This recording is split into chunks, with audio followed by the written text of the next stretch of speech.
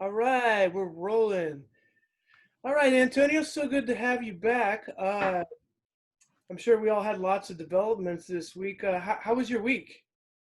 It was okay. I had some good training this week. I'm getting ready. I don't know when this lockdown's going to end, when there's going to be fights again, but I'm hoping to fight in Malaysia as soon as it opens up again. So I'm training Wow, for that. Malaysia. Um, I was actually in the hospital, not because I was sick. I was participating in a medical study. They like to test drugs on white people in Japan, so it's kind of a luxury. Could So that be an aspirational career for me? right, right. No, it's not a bad way to make some money. Um, but is it? So it was kind of like being in prison with internet. But the good thing about it is the sumo basho was happening every day, and even though I was in with a guy from Germany, a guy from two guys from the UK, one guy from Brazil, uh, I watched sumo every day at 4. It was like the highlight of my day because I had nothing else to do. Not saying sumo is like not exciting, it is, but it's like something you really got to watch every day to appreciate.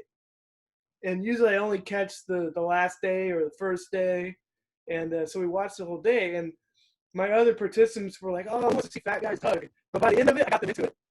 And it's mostly because of this guy right here, Inho. This is my dog. He's only like 96 kilograms, which Wow. isn't much. It's like, and he's shorter than I am. I'm like 180. He's 169. And so we all voted for Inho, and we're supposed to keep our voices down because of COVID and whatnot. But when the one Yeah, match, because loud voices spread COVID. right? Yeah, Well, I yeah. mean, Scientific research has proven that they counted the decibels. you're more likely to project. My salivary glands are very active, I'll admit. Um, so we I'm a we moist speaker. we cheered during Inho pulled out a couple amazing victories, and where he almost touched the ground, but he sat back up and Nice. pushed the bigger guy out, and we were like, yeah. And so we got some strongly worded emails. Well, there's one guy. There's that one, you would know his name, but that one wrestler that's one of the most decorated wrestlers of all time, and he was also one of the smallest. Yeah, I don't He was know about that size. exactly who, but I think I know who you're talking about. A couple people had some wrestling bases. I think I'm not for sure. This I think hey, where's Kotoloshu from? Bulgaria. I think he had like a wrestling background, and then he made it to Ozeki, and he's already retired. That's Uh, the guy. Now that guy, when you see pictures of him, you see definition in his shoulders, oh his yeah, he's biceps. fat. Yeah, You know, he even has like that older guy kind of six pack where it's like you can see the abs, but there's a lot of fat over it. But you there's can stuff over absolutely it, see. but the imprint is still there of the muscles. Yeah, yeah. That guy's impressive. And I always said that, like when I first came to Asia and I was first looking at sumo, I said, if the Americans ever got interested in this sport, I go, because they don't have to be that much bigger than American football players or pro wrestlers, but none of them look like American football players or pro wrestlers. And I thought if Americans get into it, that's what they're going to look like. I think so. I think actually, I actually I'm glad it is that way because sumo has it's not just about being a good wrestler. There's so many things you have to learn. You have to have your hair a certain way.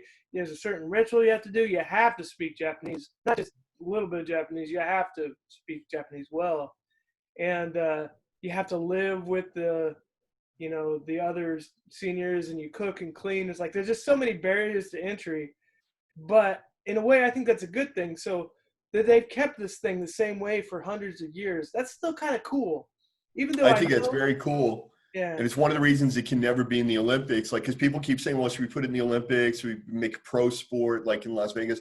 You can't, because then it won't be sumo anymore. It'll be something else.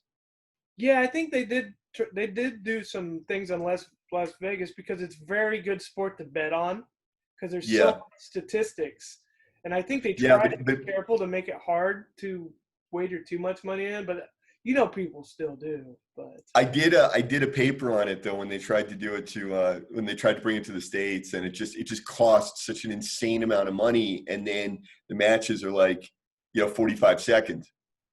oh God, okay. Yeah, that was the problem. They were selling tickets in Las Vegas. Like I think Frank Sinatra was there. It was like $1,500 a ticket or something, and then the whole thing was over in 8 minutes. What? Oh, well, yeah, I think it's really more of a longevity. You have to watch them every day. That Yeah, one loss, they have to sit with it like all day and think about that. Oh, maybe my foot slipped a little bit, or should I do this or that? This guy is probably the most famous. Well, no, he was never professional. Akibono. Well, Akibono would be the most, and Emmanuel Yarbrough. Because Emmanuel Yarbrough, I don't think he was ever a pro, He was he? wasn't pro, but I think he's Yeah, most known because he's the heaviest, yeah. and he was like 600 pounds, but he wasn't. I mean, he wasn't that. I mean, I don't think he could have competed in a real sumo, but I don't He know. wasn't a real pro, so that's it. If you're not pro, you're not sumo, And Akibono, of course, Yokozuna, and he's American, and he was one of the biggest wrestlers of all time. One of. Right. Yeah, and that's the thing. He's kind of thought bad of because he had that spill into MMA, and he did not look well. Like I don't think not saying sumo is the best martial arts for fighting, but when you see a sumo wrestler, he's supposed to be the top, and then you see him do poorly. But you could obviously, if you know him as a person, you could see, oh, he's not good. Well, Don Fry said, though, Don Fry just had surgery recently, which he said is still from the injury from Akibono. Mm-hmm. He said Akibono hit him once, and it was the hardest he's ever been hit. And he hit Don Fry once, I think in the face or the head, and it broke his back. Oh, well, he is 600 pounds. I mean, 600 pounds. Well, he's probably 500 or something, right? I don't know. Yeah. He was like 5 something. Yeah. Is this Manuel Yarbrough here? Or Yeah, this is Emmanuel Yarbrough doing yeah, sumo, and he just walks through this poor dude.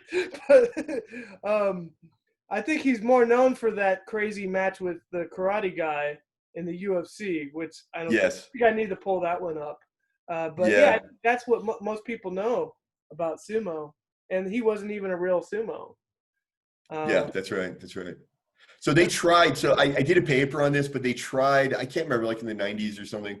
They tried to bring pro sumo to Las Vegas, um, and promote it as a pro sport like boxing, and get American, promotion and everything behind it. So it it cost a fortune. They flew these sumo wrestlers over from Japan. That is already expensive and problematic because they don't fit in the seats in the plane, and all that. oh right, yeah. They got them to New York. They were supposed to go on a double-decker bus tour of the city, and the whole thing was going to be filmed, like from, the whole thing was going to be like a documentary. And so they're supposed to film them going on this double deck, and of course they can't get on the bus, Mm-hmm. and they're like too physically large to get on the bus or to sit on the bus or to comfortably, so they had to go in and like cut out. They had to buy the bus, and then they had to cut out all the seats and arrange it for them like they used to do for Andre the Giant. Oh, was So this they in go on the this 90s? tour of New York City. What's that? Was this in the 90s? This, I think it was in the '90s, because I seem to remember Frank Sinatra was at the actual event. So he died Okay. in '96 or whatever. But and then so they do this, and then they go to Cat's Delicatessen. They thought it'd be funny to take them to Cat's Delicatessen, which is the most famous deli in New York, and order the biggest sandwich, which has like whatever, like 2.5 pounds of pastrami on it.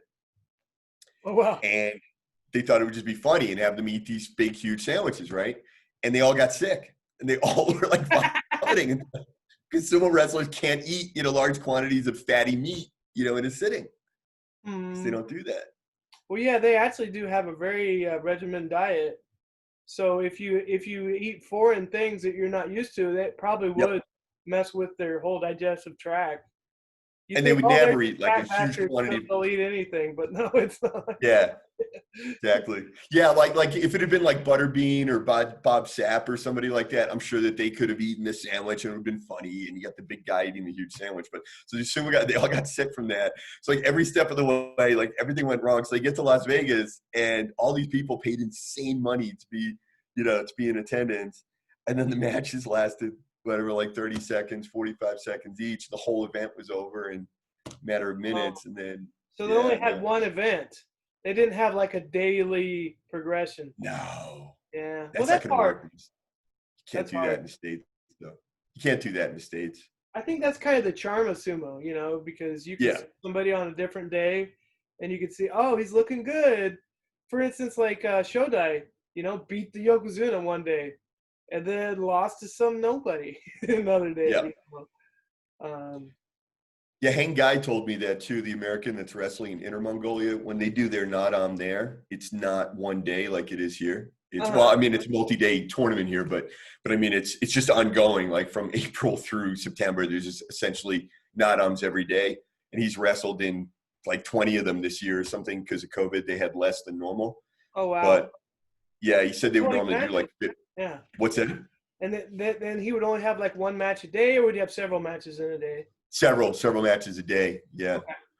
Because yeah, everything's based on numeracy, and so there have to be so many what do you call it, rotations of, you know, so many guys in the first round, so many guys in the second and third and whatever. But anyway, so he was saying exactly what you said, though. He goes like, he said that he beat a guy that was like absolutely unbeatable, and then the next day that guy beat 6 people. You know, so they just have like, and he said he beat a guy that was unbeatable, and then the next day he lost to somebody that was an absolute nothing, that he described as a scrub. That's So yeah. yeah, in MMA you can't do that because you only fight like 3 times a year, and if you Yeah. have even one loss on your record, everybody notices. True. But I think in MMA you can afford to make like it, at least not as far as getting hit with your brain condition, but I feel like you can afford to make a couple mistakes, you know, because you have to Yeah. 5 minutes, 15 minutes, 25 minutes. Whereas like Yep. one mistake and like, you know, you're pushed out or you touch the ground, Yep. and the finality of it is kind of I don't know. I feel like it keeps the excitement in there, even though I Yeah. really thought that wrestling was kind of a less efficient wrestling sport because of that. Because just because somebody touched the ground doesn't mean they're not a threat anymore. Right. But I'm coming around, especially after Right. what we talked about the last time, and how most conflicts is really just about showing, you know, who's the bigger dog, and then one person Yes. decides to, uh, what's the word? Dominate. Dominate, and one person transcedes or regresses or Yeah. whatever. One person says, "Okay, man, Concede. concedes. Yeah. Okay, man, you threw me on the ground. People saw that. I guess you know you can take our goats or something. I don't know, whatever the agreement is." Um, Yeah. Hang on one second. I'm just going to close my window. I got some noise coming in.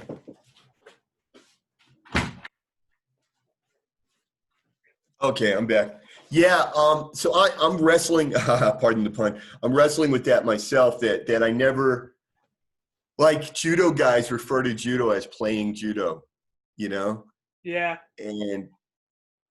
and like Mongolian wrestling, Chinese wrestling, and sumo. You know, you make one mistake, you fall down, and that's the end of the match. And you know, I'm really struggling, and it's apparently just two very different philosophies, right? What happens in MMA or freestyle wrestling versus what happens in you know, judo, nigga, sumo, Chinese wrestling, and Mongolian wrestling, right?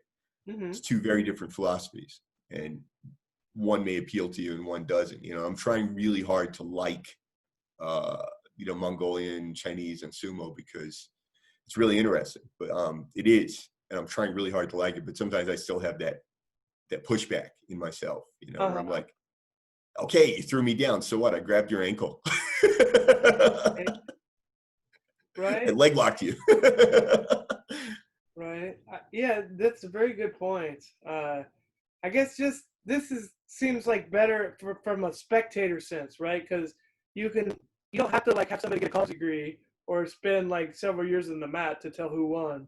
You know, it's like, oh, Yeah, that guy right. fell down, right? Oh, okay, that guy's stronger, right? You Yes. see that guy You know, who's when now you in the want your second kids, row? He lost. yeah, when you want your kids to stop asking questions when they're like, why, and you're Yeah. just like, because God said so, you know, or whatever. That guy fell Yeah. down. Well, the big one is like freestyle wrestling with the point system. Forget it. Like, and I don't even understand the point system. Like, I love watching a match. I'm like, I don't even know who's winning. Like, Right? Yeah. Well, I mean, speaking of matches, this is our guy right here. We were talking about Tera Yeah. Fuji, right? Yep. And usually when you watch like their names, I think for English speakers, it's kind of hard to digest that whole thing. But each one, it's like, I don't know if you ever watched a horse race, but they always have like the name of the horse, the ranch they came from, and the name of their father or whatever. And it makes these crazy sounding words.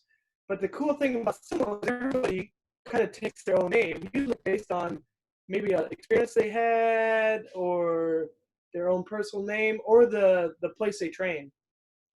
So so usually you hear this a lot, Teru or Huji, like Mount Fuji. That's the same Okay. Fuji, right? And the no is just like the possession, like Teru of the Fuji. And you I see this see. I see. a lot of time in the sumo wrestler's name, Asanoyama, the morning mountain. I mean, it doesn't directly translate like that. It's kind of more poetic, but I think that would help people remember because when I rattle off sumo wrestler names to most English speakers, it's like, so the fat guy or the not so fat guy, and you know. So Guy with the hair. the guy with the, yeah, I mean they all have to grow their hair out, but this is Yeah. like he's like a great story because he was Ozeki. Yes. Uh, what's a Ozeki? Pretty much Ozeki is your number two guy, but there's two number twos. So if I make these annotations um, right here, these are our Ozekis. Right, there's the east and west, and they face each other. This Taka Keisho, he doesn't really have a chance to win, but Asanoyama does, right here.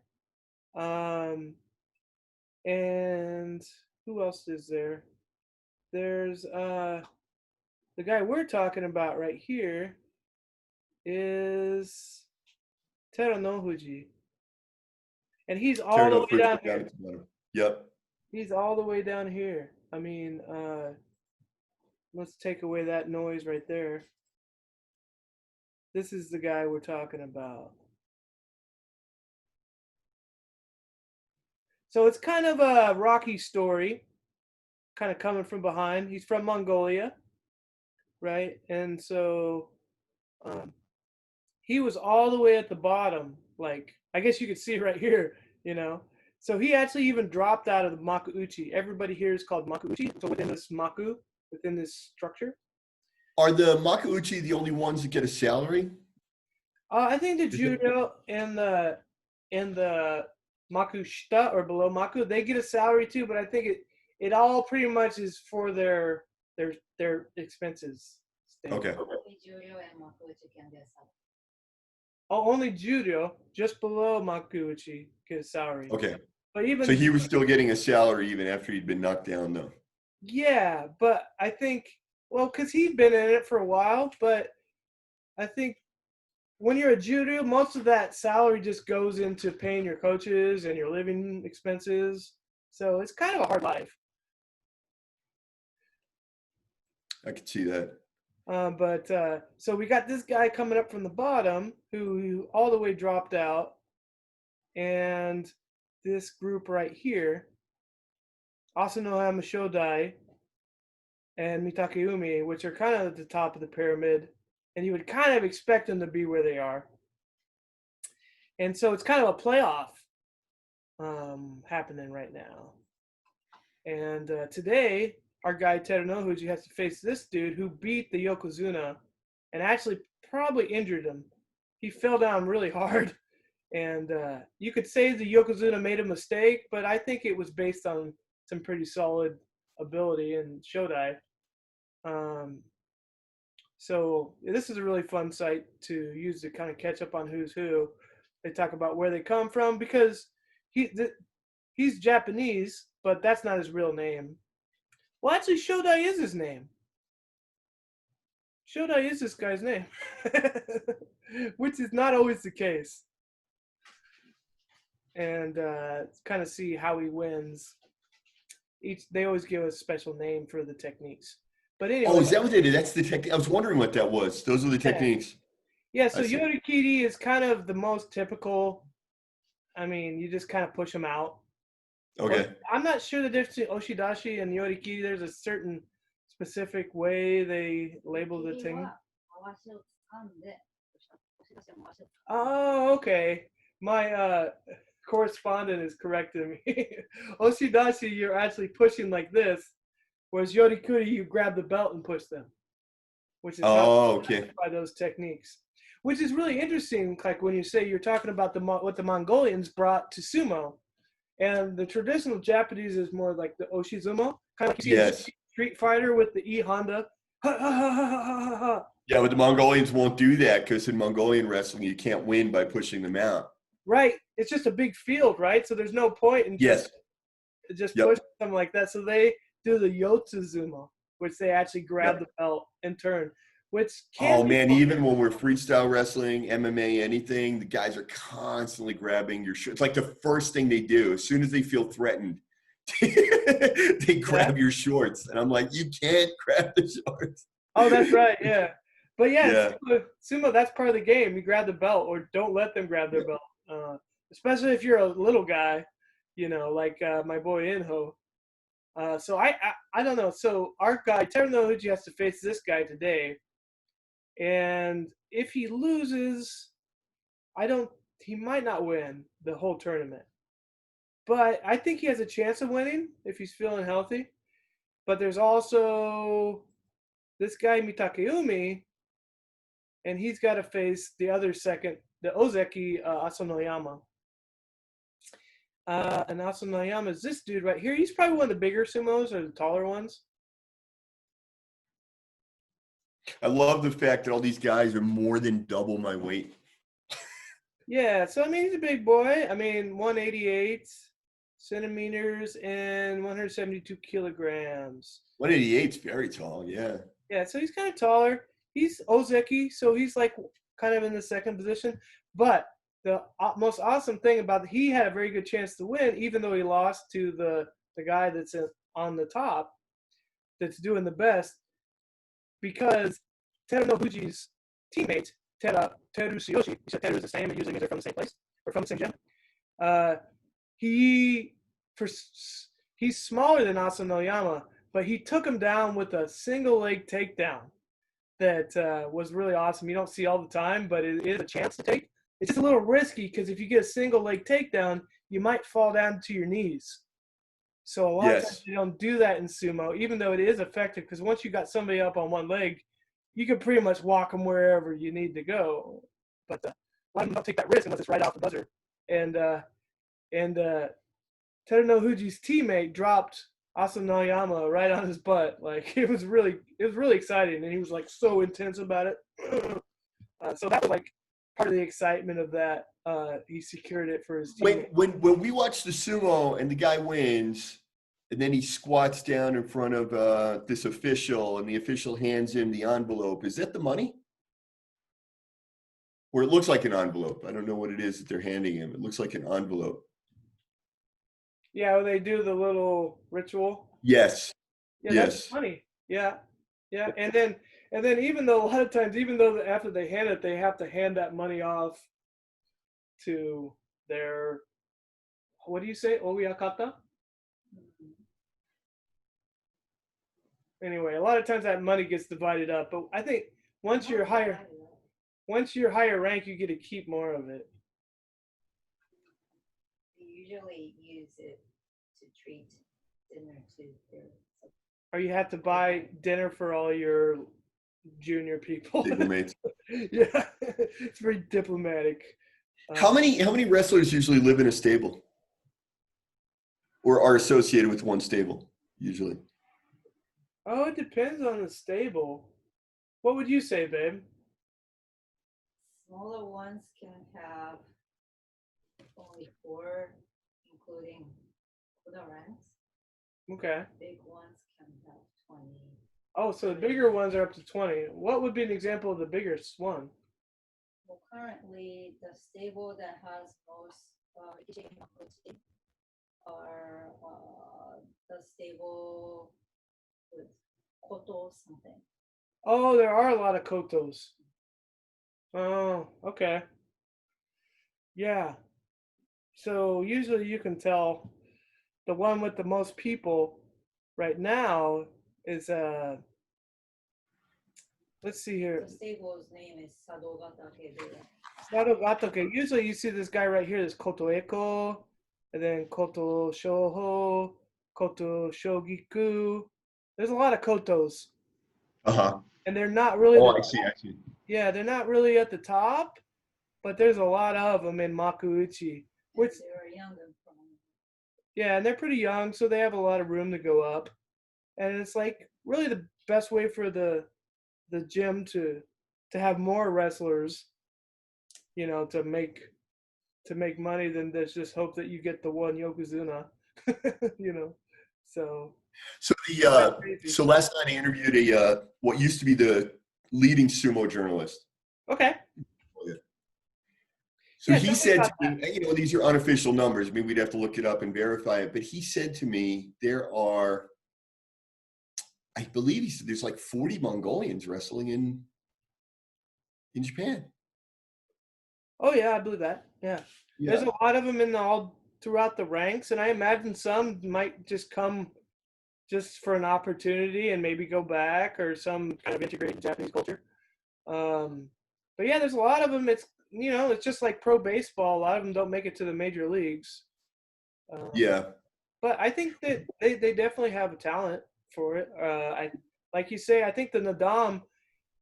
I don't know what you actually call the Mongolian wrestling. Nadam is just an event, Bökh. right? Bökh is the wrestling. Bökh. Yeah. Yeah.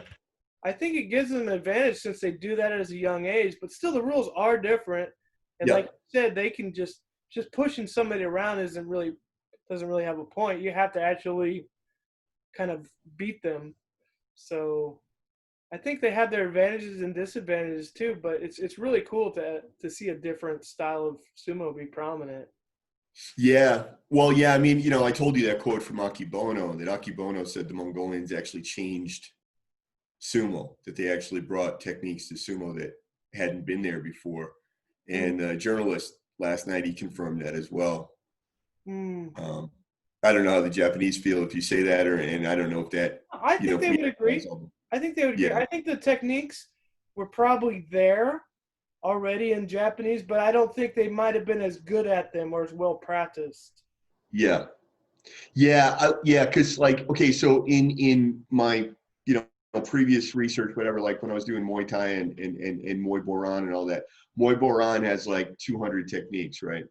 Modern sport Muay Thai has, I forgot how many, but if you watch like 1,000 modern sport Muay Thai fights, you'll see less than 20 total techniques.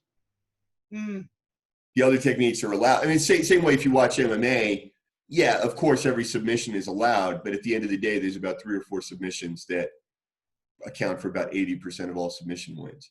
Ah, true. You know, rear naked choke and armbar and whatever, you know, the really common ones, guillotine. So if you have, so you might have a guy or gal that is really well trained at a particular submission that we don't normally see, but of course it's legal, and then they go in and they start doing it. So I think that I always kind of related that to the Mongolians going to Japan. I'm sure the Japanese knew all these techniques because they had them from judo, but maybe they just weren't doing them very often in sumo matches.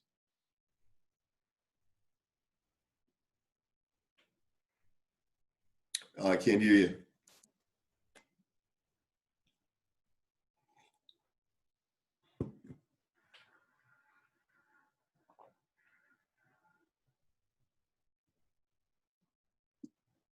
Hello? Yeah, I got you. Now I got you. Yeah, it's a single leg takedown. I mean, like, yeah. Leg can mean head outside or head inside.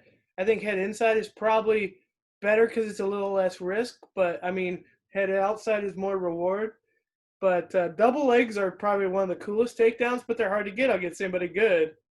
So many times. Yeah, I also wonder if the size of the guys makes a difference. You know, you know. Mm-hmm. You know, do you want to try and do a fireman's carry or the outside double leg? Because the outside double leg, I mean, you know, you're lifting the guy up. Can you really do that on a guy that weighs 180 kilograms? I mean, yeah, maybe if it's like in a sequence, but like just to come right out the bat, probably not. Yeah. So I wonder if because they're so good at not letting you score. Like they'll do just a little bit, so you don't get that point. and then you'll be like, oh, I should have just done the simple single leg, got the 2 points, and got the gold medal. So you Yep, got to yep. put your pride down. Yeah. Yeah, I mean, that's the funny thing, one of the Gracies said about jujitsu, he goes, it's a game of millimeters. And it's just so true that when you do a technique, just a millimeter of difference means you can't complete it, or you can't, and in standing for the throws, sometimes 1 millimeter means your head's not in the right place, your weight's not in the right, and you need that little extra, and you don't have it because you're off by this much. And I guess a master wrestler knows how to always make the opponent be off by that tiny little bit. Yeah, or if they're off, they know how to get back. Yep. Yeah, I think so. Yeah, as opposed to just applying more force, which is what most people do if they're off. Yeah, it's sort of like boxing. Muhammad Ali once said about boxing that it's the art of waiting for your opponent to punch you and then moving your head a few centimeters to the left or right. Mm. Because it's so much better than like ducking and making a big, movement that's gonna burn you out physically. Oh yeah, it's always funny to go to the boxing gym and see all the new people think that they can be Floyd Mayweather, and they're throwing their head around and they run into things because they're not looking. They're going like this. Yeah, that's the other. Yeah, if you're throwing your head around, you throw it into something. Yeah, yeah. Was there anything? What else did you guys cover on your? So he felt that. I'm sorry. Say his name again. The Mongolian. No Fuji. Teru no Fuji. Teru no Fuji. Mm-hmm. He felt that Teru no Fuji had a shot at being a Yokozuna. Mm-hmm. I don't know, because I'm not following it so closely. I don't know. He felt that he has a shot, and if he wins this tournament, that would be a big step in that direction. Obviously, he's really famous for the Rocky story, though, the comeback. I mean, that I even knew about that before I knew anything about who he was. But yeah, that he might have a shot at being a Yokozuna. And the thing is, I don't know what the age normally is for these wrestlers, but the Mongolian Yokozuna that are wrestling right now are still from the original batch of Mongolians from 1992, aren't they? I mean, these guys are older. Some are like Hakuho's. Let's see. I actually, that's a good thing about Japan is like it's just in the newspaper, right? You got the fan magazine. Yeah, you don't have to get the fan magazine right here. But the stats they put on are amazing, right? So like we got Hakuho. He started at least within a reasonable rank in 2001, and he was Makuuchi in this rank that pays well since 2004. That's long. I mean, that's 16 years. Yeah, so he was probably a kid. I mean, he's 35, which isn't too old, but he's no spring chicken. And you could just tell the level of his experience compared to everybody. Because so he has 1,000. Well, this is before this basho, but he has 1,066 wins, 195 losses. So that's pretty much like batting 800 in baseball. That's incredible. I don't know what batting 800 in baseball means, but I agree Or with like, you. I mean, like I don't know sports at all. You hit the ball 80% of the time. I see. 80%. I know what that is. Sorry, I was like, oh, Brooklyn, gotta know baseball. I'm sorry. Dude, I don't know sports at all. I don't know anything. I actually feel like I have to learn sports to talk to normal people, and sometimes I guess I'm just completely off. But then you look. Do you know that I read an economics paper on one of the contributing factors to the death of professional sports in the U.S. And one of the factors was that a significant percentage of people who follow sports in the U.S. only do it because they talk about it at the water cooler, at the office, or at the bar, or with clients. Right. And they don't do that because of lockdown. So they're not following sports now. Good point. Yeah, some of this, like, you feel like you got to know, like, you got to keep up with You have to know. Or the Jones. But when you look at the other Yokozuna, Kakuru, and he's Mongolian too, he has 645 wins, but only 390 losses. So he's about half, and I don't want to do the calculation, but that's like half. And that's the closest thing to him is about 60% is pretty good. It's pretty Yeah, good win ratio. And Hako's at 80%, and he's been doing it forever. I mean, that's really amazing. And even though very he's skillful. hurt, Yeah, like he doesn't care. He doesn't have anything to prove. So he took a fall, and instead of he just waited it out. And sometimes it's actually better that way because you get to see a lot of other guys come up. So that's why we get to see Teruno Fuji in this kind of mad dash playoff in the end. Who knows? I mean, because Shodai, the guy that he has to face now, he beat Hako.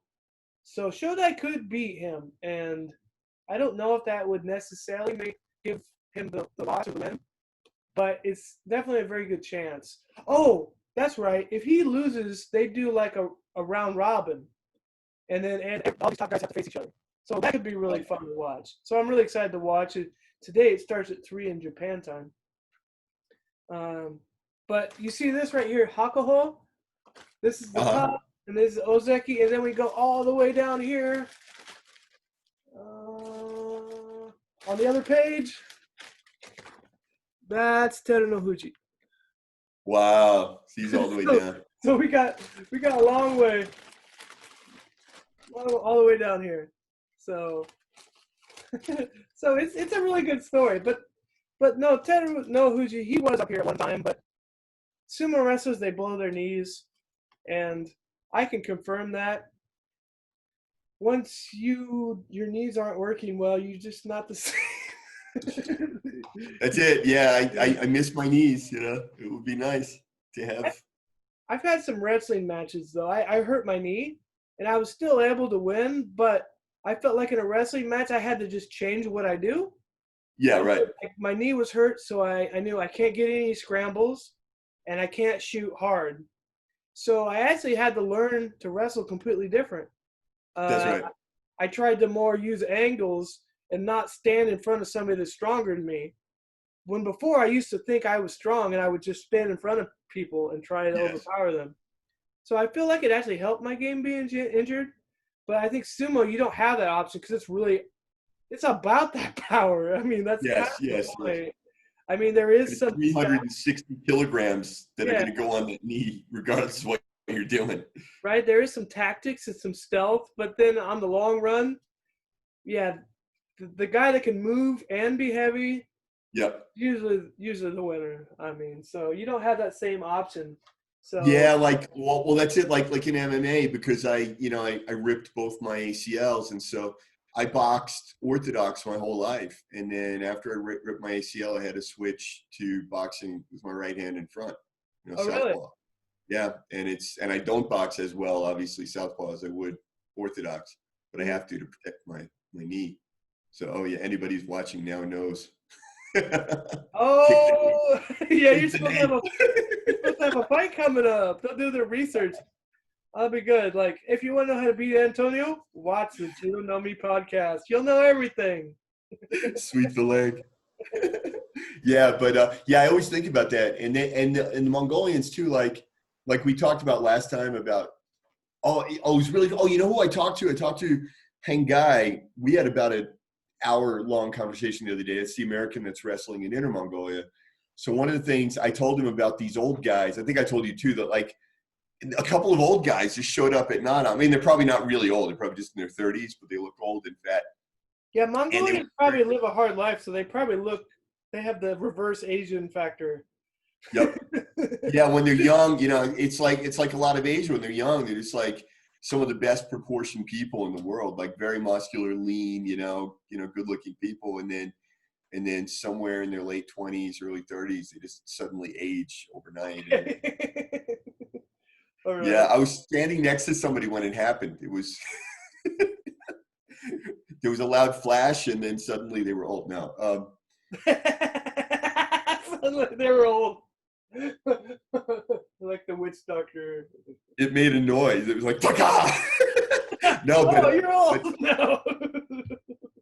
So there were these old guys, and of course they're fat. That's the other funny thing is like Mongolians when they're young tend to be slim and muscular, and then like literally every man over 28, 30, 35, whatever, like they're all like very overweight, and the women, like everybody, like most of them get very overweight. And anyway, so these old fat guys, there was about 2 or 3 of these guys, they showed up at Nanam. I guess they were pre-registered. They showed up wearing regular clothes, like borrowed a wrestling shirt off somebody, didn't bother to put on the trunks, were wearing like street shoes or something, walked in and wrestled, and they were some of the longest matches of the day. Yeah. So they're And they chubby, all lost. but they're still in shape, huh? I don't know. They're not in shape, but I mean, it's a combination of strength, because strength plays a huge role. So strength doesn't leave you. Oh, okay. And in The old Mongolian man wrestling, strength. you're not moving very much. So, a lot of times it just looks like two. What are those animals with the big rams or something when they lock up antlers and they fight each other, and Okay. occasionally they find them dead, like 2 of them, like they fought so long that they starved to death. Like mountain rams or something. Like that's what it looks like. Some of the matches are like that. So these old guys is like grab the young guy and just using strength and weight, skill, and they just stayed up. And some of these matches lasted like 10 minutes. Oh, really? Yeah. Wow. That's cool. I would love to see video. I guess I could look it up. Yeah. I mean, there's tons of videos of Nanam, tons and tons. But yeah, so I was thinking about the sumo, and I was relating it back to Mongolia. And what I'm thinking is, like, you're telling me, like, some of these sumo yokozuna, like over 1,000 matches. I mean, it's incredible. Well, I mean, these are matches in actually ranked matches. I mean, they've had matches, whatever, as a kid or in high school or college. I mean, that doesn't count. But yeah, I mean, there's some people with less experience too. But basically, what I'm saying is, like, anybody compared to Hakuho's record is pretty minuscule. I mean, probably the only rival is like also Shoryu, another Mongolian yokozuna. Yeah. And I think Asa Shoryu could beat Hakuho usually. Like, he was stronger, I think, in the match, but Hakuho just has way more wins overall. If So I'm not, so all of the Mongolians, the yokozuna, and I believe maybe even all the Mongolians, their fathers are famous wrestlers. hmm. And I believe the father of, oh gosh, and I don't want to get this wrong, but I believe it's the father of Ashu, what's his name? Asa Shoryu. Asoshoyu. I believe it's his father that holds the record for winning Nadam the most times. Oh, okay. It might be one of the wrestlers, but I I believe heard it's him. But Hakuho's father. I his heard Hakuho's. father won Nadam like 8 or 10 times or something insane like that. Yeah, I think And so. the crazy thing was that in the years that he was wrestling, they had Genghis Khan's, I can't remember now, it was the anniversary. Oh, maybe the anniversary of the Empire.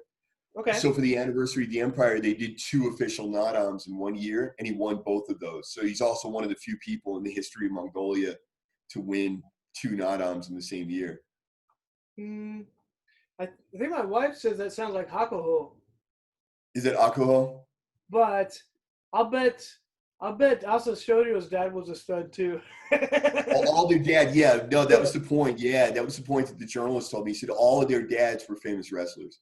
Yeah. And one of them was won maybe a gold medal in the Olympics. It might be like the only gold medal or the first. I think he medaled in Olympic wrestling. I don't know what medal he got. I think Hakuho's father did. Maybe he was the first. That was the big deal. Was he was like the first Mongolian to medal in the Olympics or medal in wrestling, something like that. I mean, Yeah. I watched the World Cup. It actually came, I think it was in 2019, and it came to where I was in Iowa City, and it was really amazing to see the Mongolians. The best match was against a Mongolian versus a Kazakh wrestler, and while the Mongolians lost to the Americans kind of played small ball. They got their points and they made sure they got the win. They got the single leg takedowns or the go behinds. But the Mongolians were going for it. They were doing like double over bellies. Like, they didn't care. It's almost like they didn't care if they lost, if they tossed you one at a time. And the Mongolian versus the Kazakh, the Mongolian won, but I think the end score was like, I don't know, like 30-32. And you're talking about Olympic wrestling. Usually matches are won by 1 point. Right, So right, right, it's right. an amazing spectacle. And then I saw that on the World Wrestling Facebook feed, and I was like, "Oh, I saw that! That was crazy!" And so it was really amazing to see. Even though Mongolia didn't really have a shot to win the cup, they Yeah, were just about having like a really great match, and I think that's what's better than just seeing the Americans win. They were kind of just doing the right things to win, except yeah, for yeah. Jordan Playing Burroughs. points. Jordan Burroughs always kills it. So, Yeah, well, like my friend here, Bina, he's one of the 3 Mongolians, the first 3 that ever wrestled in the United States, mhm. and he became a 3-time All-American Division I Mhm. wrestler in the States. And I was asking him about training with Dan Gable, and he goes, "Yeah, I trained with Dan Gable a bit." And he said, "Dan Gable really likes me." And he told me this several times. Dan Gable really likes me because he likes my style. He goes, Yeah, "Because I'm thinking about the crowd, and I'm trying to, like basically trying to make it interesting." And he does a lot of over the head lifts and slams and things like that. and I think to the defense, it's not that their moves aren't good. It's just I think the Americans they knew about them, and they were damned Yep. if they were going to get in a position where they could even be possible for them to do that. So I don't know. It was a really exciting World Cup. Oh man, I got hit with a judo throw on Monday. I was doing MMA sparring with this guy who's a judo champion. Okay. And I still haven't sparred enough with judo guys that I'm 100% used to or can anticipate what they're going to do. Mm. But I got to go behind, and I got behind him. I got behind him, and I clasped my hands. Oh, But I know from experience with judo guys, I go, I'm not safe. Like if it's anybody else, I'm safe, and it's a judo guy, it's not. oh, you And got he Maki does some Komi. kind of a You got did Maki some kind of Komi. a it's so I wasn't actually behind. I'm like you go behind, but my body's actually beside his, and I'm gripping in on his ribs, right? Um, And so with do most you people have I know, I'm arm safe over or arm under? under double. Both my hands are under his. Oh, His under arms his, are and under. so he clamped down on your arm here and twisted you over. He didn't. He did. He kicked his leg back with the force of 1,000 men, and I flew up in the air. Oh, okay. I almost in an MMA context, you almost never fly in the air. And I was like, I flew in the air, flipped over, and landed on my back. Thank God. Oh, wow. Yeah, it's really insane. It was the most incredible. I think it's probably the most incredible throw I've ever been hit with in MMA. The wrestler guys, the Mongolians, a lot of times I'll suddenly be up in the air, and then I'm like tapping violently. Like, stop, stop, stop. Yeah, because those lift you in the air. A lot of guys, obviously, you lift a guy in the air and then you go, okay, I got you, and you just put him down. Yeah. Well, that's the funny thing about getting this grip, right? It's so much work to get this nice tight grip. You don't want to let it go, even if you're like sometimes you kind of should because it Yes. might not be going the way you want, but you're like, I worked so hard to get this grip. Well, what used to so I used to my main training partner in China became my judo coach became my main training partner for MMA, and he's the guy signed with UFC Performance Institute now. But like I would get on the side of him before I understood judo. Not that I understand it now, but I knew nothing then. And I would get on the side of him, get that double underhook, get that grip, and then he would do the scoop, like where Oh, he like he pushes his steps hip. behind you? No, no, no, no. He would just drive through me with his hip. Like I'm on his side, and he would just push his hip into me and scoop my leg out at the same time, just drive right into me and knock me down. And I was like, Mhm. wow, wow. That's So I've always almost disheartening when you have the position like, oh, this is my position, this is and my position. you still don't have the advantage. Yeah, and I fought like hell to get there too. And it was like, and I got there, I was like, next Life's thing I gonna know, I'm get on my easier back. now. No. Yeah. So I knew about that. So when I got the same position on this guy, I knew about that, and I can sort of know how to counter it now. But he kicked his leg back. I mean, because they do those. The what's it called? The very basic, the primary judo throw that you see the guys like when you have the rubber bands attached to the wall and you hold it and you turn. The most stereotypical judo throw is the seo inage, which is the arm throw. That's Yes. kind of and it's probably the most highest percentage, one of the most highest percentage in like high level competition, even though it's one of the first ones you learn. Um, Yes. but they But it developed doesn't their work so muscle. good without a gi. Disclaimer. Yeah, so my wrestling teammate in China, my best friend, that was his number one technique for wrestling was drop sayonagi. Mm, And he was amazing at it, you know, and obviously no gi. And he was just absolutely amazing at getting a drop sayonagi on almost anybody. yeah, I think I do see some exceptions. I do see some people that get the sale with no gi, but I think they're like really creative how they make The it grip. seems like if their arm stays bent, then it works much better. And like some people, they do that to you on purpose. They want to grab it and hold tight. And like I see the people that are really good at it, they use your own trying to get control to make a good handle for it. And it seems like those are the people most successful. But when it's a little hard when you let it go. But I guess like in freestyle, you're always supposed to wipe the sweat in between periods for that very reason. I only got one arm spin in competition, and thank God I got video of it because nobody would have believed me. That and it just worked because that guy was actually like super muscular, and if he was fat, I probably would have slipped off. But Somebody sent me a video yesterday, a guy in his 50s winning a professional catch wrestling event. And he used to drop sayonagi, and it was from, you know, you start out in collar and elbow position, right? mm-hmm. So, or, you know, one under and one over. And Right. he shot his arm under and just took the guy over, dropped sayonagi. Like, it was like the referee said, go. And he basically just shot his arm under, grasped the opponent's arm, and you know, dropped and did a drop sayonagi. And from that, he had a series that he went into submission, and the match was over in probably 30, 40 seconds. The submission was like the longest part, but it was like 30, 40 seconds, the whole match. Oh, wow. Yeah, it's pretty impressive. But in catch wrestling competition, they're sometimes wearing T-shirts. So the opponent was wearing a T-shirt, which makes it a little easier. That does In help. MMA, yep. In MMA, you're bare-chested, so if you're sweaty and bare-chested, it's really hard to get sometimes grips. Well, that's a good point because it's not just the contact with your arm, but your body as it touches your back. If that slides too, that's just like a whole nother variable of things that can go wrong. So I think that's why a lot of times they don't do that as much in grappling or MMA. But when you see it, it definitely leaves an impression because it's so. I always thought it was so badass because you know they can take your back, you know they can put you in a bad position if you mess it up. But when they really don't care, I mean, you gotta respect that. I mean, it's kind of well, and you could throw somebody so hard with that it just knocks all the wind out of them. You can knock somebody unconscious. I mean, it's really an injurious throw, and then you can immediately move to either because you got control of their arm now, and you're on top of them. I mean, you could do a shoulder submission very easily. You know, move to some other position. You could do a scarfle, anything. You know, and just win the fight. You know. And I see that, like when you wrestle guys that are really good, and I'm saying wrestling, but I mean anything, judo, jiu-jitsu, wrestling. But, you know, I've had something that you wrestling with some instructor or something, somebody that's really good. They just throw you and like instantly you land in the submission, you know. Well, yeah, I guess you're right. It is a good example because if you can complete the throw, I mean, the whole option is get this arm to come out. And if that arm is still out when they're on the ground, that's probably a pretty good opportunity. And your weight's on top of the guy.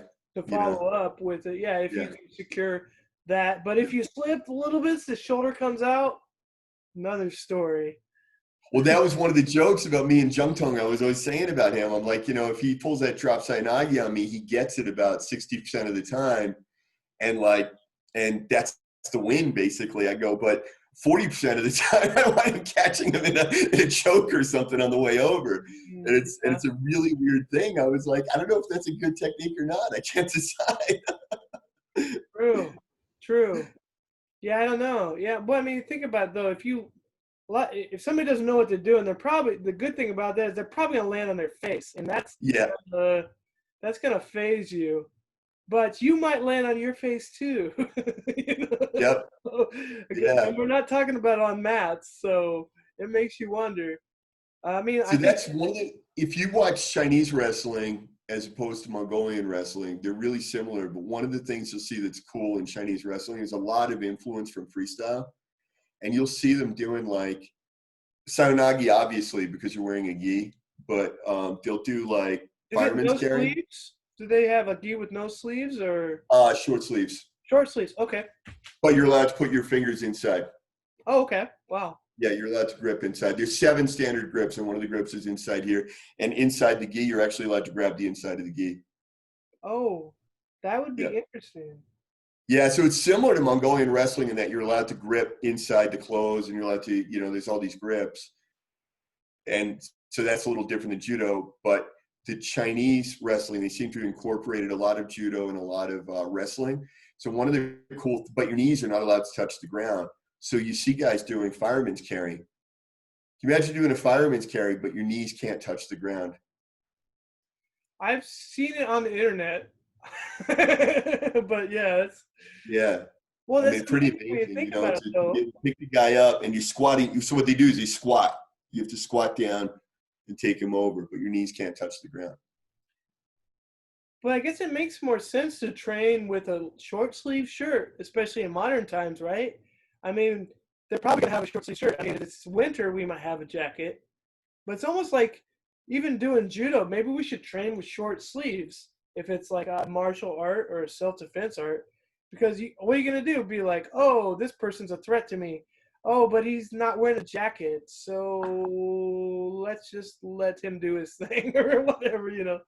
It's When those first judoka went to America, the emissaries of Chigoro Kano, and they went around wrestling, the challenging wrestlers. And in the early matches, they required the wrestlers to wear a jacket. Mm-hmm. And the wrestlers lost a lot of those early matches, if not most of them. And a lot of people took their takeaway was judo's better. But a couple of things happened. One was they started running into wrestlers that refused to wear a jacket, or they said, okay, let's be fair. We'll do one round with the jacket and one without. That And then would the be other one interesting. was That would be interesting. Yeah. yeah. I And then can't the other tell one you. was that the wrestlers started figuring it out, because if you've never worn a jacket, somebody grabs your jacket and throws you, you're not prepared for it. And then the wrestlers started figuring it out, and the wrestlers started winning. Well, when you hand fight in a wrestling match, it's very dynamic. It's always changing. You grab a wrist, you roll it over, you work your way up the arm. But even if you have a good grip, it's not like you're gonna hold that for longer than 10 seconds. But when somebody Yeah. gets you right here and they know what they're doing and they get you right 3 here, minutes. you might be Yep. in that grip like the whole match. Yeah. And it's just such a different philosophy. I Yeah. can't tell you how many matches I had or my guys had when their gi was not like they couldn't. Suppose you have to be able to fit your hand in here. If it's like an actual shirt, then a lot of times they won't let you use it, and man, it makes a difference. It's just so much easier to break that grip if your Yeah. shirt is smaller. And it's like, but I would never wear something like this walking down the street ever. I would not wear a judo gi like for any reason. I mean, I guess maybe if you're talking about the Edo period where they didn't have pockets, you'd keep your wallet in here. Maybe I don't know. Yeah. Your cell phone. Oh wait, they didn't have cell phones. Oh, what's hilarious? The Mongolian wrestlers, they keep their cell phone in their boots. Oh really? It's so funny. We're going out to wrestle, and the guy puts his phone down in his boots. I'm like, yeah, why not? They're pretty big. It's not like you got pockets in that little underwear. That's right. That outfit is kind of crazy. I remember you said it's like a fry cook, but I thought about it. It's like a backwards fry cook. Like, oh, this is the guy at McDonald's you don't like, so let's make him cook hamburgers by the grease pit without to cover his chest. That is chest. Cover his back. Ah, that's why they don't have chest hair. Yeah, it's a funny one. I talked to Hank Guy last week, and hopefully we're going to be doing a lot more talking to each other, because this guy's living in the grassland now. He actually moved out of Hohhot. He's living in the grassland. He's just wrestling. That's all he's doing. He's just dedicated himself to this one thing for years. And I told him, I said, the Mongolians, when we go, if you wind up body to body with the Mongolians, they're so crazy, ridiculously strong. Mm. And one of the things is that, like, this kid that I wrestled last year, and I wrote about him a lot over the years because I had some good photos, and it wound up in a lot of magazines. And I go, yeah, this guy was just so much heavier than me and so much better. So I meet him this year. We wrestled again, and it turns out we're actually the same weight. So for one of the weird things about the Mongolians, they're built differently than we are. They look different. Like I look at somebody's body and I can't quite guess what they weigh. Like I thought this kid really outweighed me, and he's like, no, I'm 80 kilograms. You gotta be joking me. Your thighs are 4 times the size of mine. But then when they're body to body, they're so much stronger and heavier than you are. Oh, wow. But one of the things I said to Hang Guy, I go, is this true? It feels like I'm stronger in the arms. It feels like if I grab their wrist, I can control their arms. And he said he had the same experience. Oh, really? So, yeah. That's interesting. I don't think I've ever worked out with a Mongolian, but I've been at wrestling tournaments like in Japan, and I'm kind of sizing up who's in my division. And then like some guy looks kind of big, and I'm like, I think he's in my weight class. I usually wrestle like 86. And I'm like, no, actually that guy's 72. I was like, how is he 72 kilos? You know, Yeah. wow. And so, okay. And then, but fortunately, most of the, in Japan, most of the tough guys are just a smaller weight class. There are some, Yeah. but then you actually see somebody like my weight, and they're kind of chubby. And I'm like, oh, okay, thank God. Yeah. I'd actually rather face that guy than the 72 kilo guy because he looks jacked. Yeah. I don't know how he's so light. Shredded muscle. Yeah, but like one of my freestyle coach here, he said to me, he goes, if you look, because I asked him about the build. They go, all the Mongolians, their thighs are like 4 times the size of a normal man. And he goes, if you look at, he specifically said Jordan Burroughs. He goes, look at Jordan Burroughs. He goes, he has really small thighs, like really small compared to a Mongolian. But then the upper body is just like absolutely shredded. And the other observation that I'm making, though, I think in general, wrestlers don't have a big chest because the chest is not particularly useful, but a huge back is useful. Yeah, perhaps. Yeah, I don't feel like, I'm not saying it would hurt, but like probably the back is bigger priority than your chest, even though the chest probably looks good for the going to the club or whatever. But yeah. It's all in your back, right? If you're using your chest, you're gonna get tired so quickly.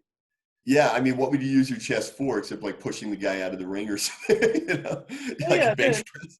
then that would definitely make sense. Yeah. Yeah. So I don't know. I mean, I'm not ready to say that these are rules. I'm saying these are observations that I'm sort of making, but it just seems like the chest is a lot smaller, the back is huge, but here in Mongolia, the thighs are just preposterously huge. And then for their style of wrestling, where they're going to put all their weight on you, they're going to lay on you, they're going to push and drive, a lot like sumo in that respect.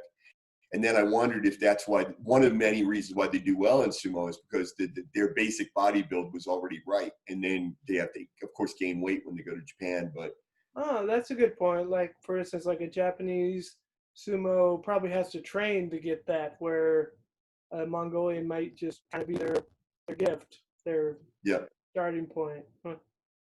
Yeah, I mean, it's crazy, man. I wrestled with a doctor on Monday. Like, like a doctor who wanted a wrestling lesson, and I started wrestling with him, and I'm instantly I'm like, a beginner in Mongolia is not a beginner. Wait, you're wrestling with your doctor? Yeah, like a doctor that goes to the because I was telling you, like at the MMA gym, not have enough money to pay for your checkup or something. Yeah, well, if I need any help medically, like he'll do it for free because I taught him wrestling. But yeah, he's like a normal guy, because there's normal people that come there, and then there's athletes that come there, and so he's one of the normal. And he goes, "Oh, teach me some American, catch wrestling, or whatever." And I start wrestling or teaching him, and even as I'm teaching him, I'm like, "Yeah, you know what? A beginner in Mongolia, a guy who says I don't know anything, and I don't train, and I'm out of shape, and I got a belly, he's still like better than kids that are wrestling sometimes in America. Like they already have a lot of the basic, Well, one of the first thing he did was grab my shorts. I'm like, you gotta stop doing that. But yeah, they're not. Yeah, they have this base, from birth or from genetics. Just this wrestling base that's incredible. Like, he was not a pushover. If that had been a real fight, maybe I couldn't have got him down. I don't know. It makes you wonder, though, as we modernize, and you could say, like you said, Mongolians have lived a pretty, I don't know if the right word, like agrarian lifestyle for much longer than probably any other group of people.